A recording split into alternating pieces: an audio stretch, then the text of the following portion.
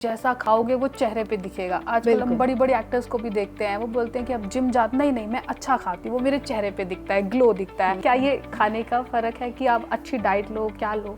बिल्कुल, ये बिल्कुल सही बात है, क्योंकि जैसा हम खाते हैं, एक बोलते हैं ना क्लीन ईटिंग मतलब आजकल प्रोसेस्ड फूड, जंक फूड, ये सब बहुत ज़्यादा बढ़ गया है, जिसकी वजह से और यंगस्टर्स इतना लेते हैं। मतलब हम कहते हैं कि हफ्ते में एक बार या महीने में एक बार, ऐसा नहीं हो रहा है, रोज यंगस्टर्स आजकल जंक फूड लेते हैं। क्लीन ईटिंग तो है ही नहीं आजकल। तो जब क्लीन ईटिंग नहीं होगी, हमारा गट हेल्थ अच्छी नहीं होगी, तो हमारा फेस पे तो दिखेगा, एक्ने होगा, फेस डल हो जाएगा। सबसे पहले हमें फेस पे दिखाई देता है, क्योंकि हमारी गट हेल्थ हमारे फेस पे बिल्कुल साफ दिखती है। तो हमें क्लीन ईटिंग ही करनी चाहिए अगर आपको फेस पे अपने ग्लो लाना है, क्लियर रखना है। आजकल गर्ल्स इतनी ज़्यादा कॉन्शियस हैं, पता नहीं तरह तरह के आजकल प्रोडक्ट्स लगाती हैं, 9 स्टेप्स रूटीन रिजीम करती हैं, लेकिन अपने गट का ख्याल नहीं रखती हैं, क्लीन ईटिंग नहीं करती हैं। सबसे ज़्यादा इंपॉर्टेंट है क्लीन ईटिंग करना, प्रोसेस्ड फूड ना खाना। और अगर खा भी रहे हो तो वीकली खा लिया, 15 डेज या मंथली खा लिया, चलता है, क्योंकि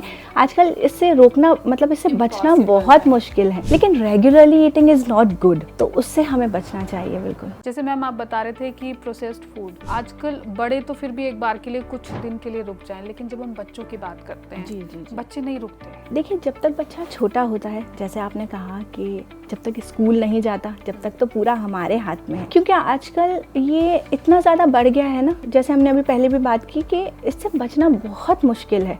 जब बच्चे बड़े होते हैं, स्कूल जाते हैं, कॉलेज जाते हैं, तो वो स्टार्ट हो ही जाता है। तो हमें सबसे पहली कोशिश ये करनी चाहिए कि जब तक बच्चा हमारे हाथ में है, जब तक हम उसे कुछ प्रोसेस्ड ना खिलाएं, और अगर बच्चा मांगता भी है तो उसे घर का बना हुआ खिलाएं। और ये प्रैक्टिस हमें खुद से पहले शुरू करनी पड़ेगी। मतलब अगर जैसे आप सपोज करो आप खा रहे हो, तो फिर तो आपका बच्चा ऑब्वियसली मांगेगा। आप चॉकलेट्स खा रहे हो, चिप्स खा रहे हो, जंक फूड बाहर से ऑर्डर कर करके खा रहे हो, तो आपका बच्चा भी मांगेगा। लेकिन पहले आपको खुद को कंट्रोल करना पड़ेगा, तभी आपका बच्चे तो देख के ही सीखते हैं। अब वो आपको देखेंगे, आप क्लीन ईटिंग करेंगे तो उनकी हैबिट बन जाएगी वो क्लीन ईटिंग करने की। तो जब वो बड़े होंगे तो वो उनको समझ आएगा कि नहीं, व्हाट इज़ क्लीन ईटिंग और what is not good for us. Awareness बढ़ रही है, तो काफ़ी सारे ऑप्शंस भी बढ़ रहे हैं। जैसे कि अगर बच्चे को आपको हफ्ते में एक बार नूडल्स खिलाने हैं, तो मिलेट नूडल्स खिला सकते हैं। पिज़्ज़ा बनाना है तो उसका बेस मिलेट्स का बना सकते हैं।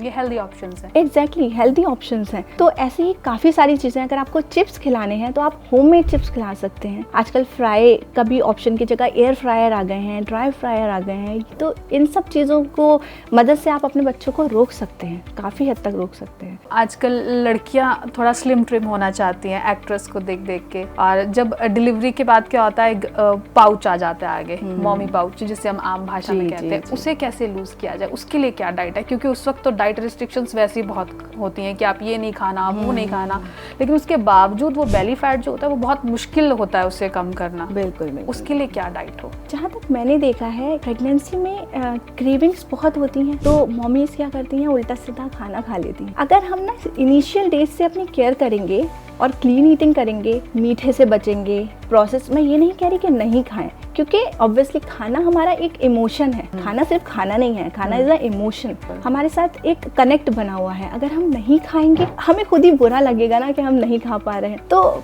खाएं, बट लिमिट में खाएं। प्लस अपनी डाइट पे अगर हम इनिशियल डेज से ख्याल रखेंगे, हम देखेंगे कि हम कितना प्रोटीन ले रहे हैं, कितने कार्ब्स ले रहे हैं, हेल्दी फैट्स ले रहे हैं, विटामिन मिनरल्स पूरे ले रहे हैं या नहीं ले रहे हैं, ये सब हम ख्याल रखेंगे, तो हम काफ़ी सारी जो प्रेगनेंसी में डिसीजेज हो जाती हैं, थायराइड हो जाता है, जेस्टेशनल डायबिटीज़ हो जाती है, उससे बचेंगे। प्लस वेट मैनेजमेंट में ड्यूरिंग प्रेगनेंसी और आफ्टर प्रेगनेंसी भी काफ़ी हेल्प होगी। प्लस एक चीज़, शुगर से बहुत कुछ नुकसान होता है हमारी बॉडी में। जो हम बस शुगरी चीज़, कोई भी मीठी चीज़ होती है, हम फौरन खा लेते हैं, हम कंट्रोल नहीं कर पाते अपने आप को। बिल्कुल हम ऐसे करके लपक के खा लेते हैं, लेकिन थोड़ा हमें कंट्रोल करना है। हमें प्रोसेस्ड के अलावा शुगर हमें थोड़ी सी, अगर हम नहीं खाएंगे तो उससे काफ़ी फ़ायदे हैं, काफ़ी ज़्यादा। गट क्लीन रहेगा, आपका मेटाबॉलिज्म स्ट्रॉन्ग होगा।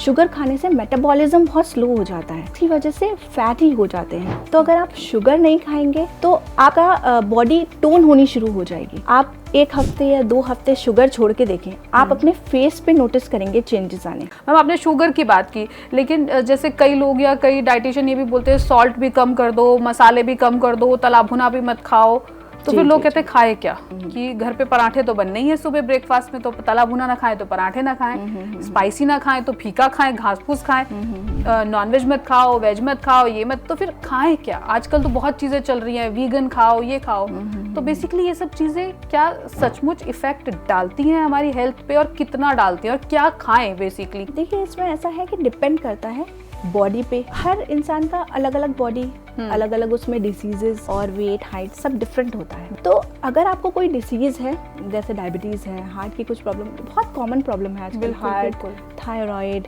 और बीपी प्लस शुगर, ये बहुत ज़्यादा कॉमन डिसीज है। तो अगर आपको कोई डिसीज है तो आपको उसके हिसाब से खाना खाना चाहिए। जैसे आपको डायबिटीज़ है तो ऑब्वियसली आपको अपनी कैलोरीज पे कंट्रोल करना चाहिए, आपको लो जीआई वाला खाना खाना चाहिए। जीआई क्या है मैम? जीआई मतलब जीआई की फुल फॉर्म होती है ग्लाइसेमिक इंडेक्स।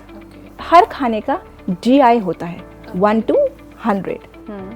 तो जो भी 50 से नीचे पॉइंट में खाने आते हैं वो लो जीआई के माने जाते हैं, और वो डायबिटीज़ के लिए बहुत अच्छे हैं। वो इसलिए क्योंकि उससे ग्लूकोज स्पाइक नहीं होता। आप खाएंगे तो आपके खून में एकदम से चीनी बढ़ेगी नहीं। जैसे आप कुछ एग्जांपल दीजिए जो हम डे टू डे लाइफ में खा सकते हैं। जी जी बिल्कुल, जैसे कि आप सैलेड्स ले लीजिए, ओट्स ले लीजिए, कुछ फ्रूट्स हैं जिनका जीआई बहुत ज़्यादा है, जैसे मेलन्स, चाहे वाटरमेलन ले लें आप, चाहे मस्क मेलन्स ले लें, इनका जीआई बहुत ज़्यादा होता है। कुछ फ्रूट्स हैं जिनका जीआई लो है एंड डायबिटिक फ्रेंडली हैं, जैसे guava, Apple, peaches and grapes आप खा सकते हैं। बेरीज ले सकते हैं आप, उनका जीआई कम होता है। तो जो डायबिटिक पेशेंट्स हैं उनको वो ये फ्रूट्स खा सकते हैं। जी बिल्कुल, लो जीआई वाले, कम कैलोरी, शुगर जिसमें ना हो, ऐसे फ्रूट्स खाने चाहिए। और जैसे हमने बीपी की बात करते हैं, हाई बीपी है तो हमें सोडियम कम लेना चाहिए।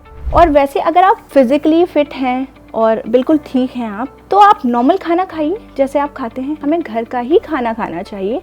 कभी बाहर का खा लिया, जैसे कोई सोशल गैदरिंग है, कहीं बाहर हम डिनर करने चले गए, रोज़ तो नहीं जाते हम, कभी 15 डेज में एक बार या monthly once in a month हम चले जाते हैं, तो कोई बात नहीं है। अगर आप डिसीज़ फ्री हैं, आप बिल्कुल हेल्दी हैं, तो आप खा सकते हैं।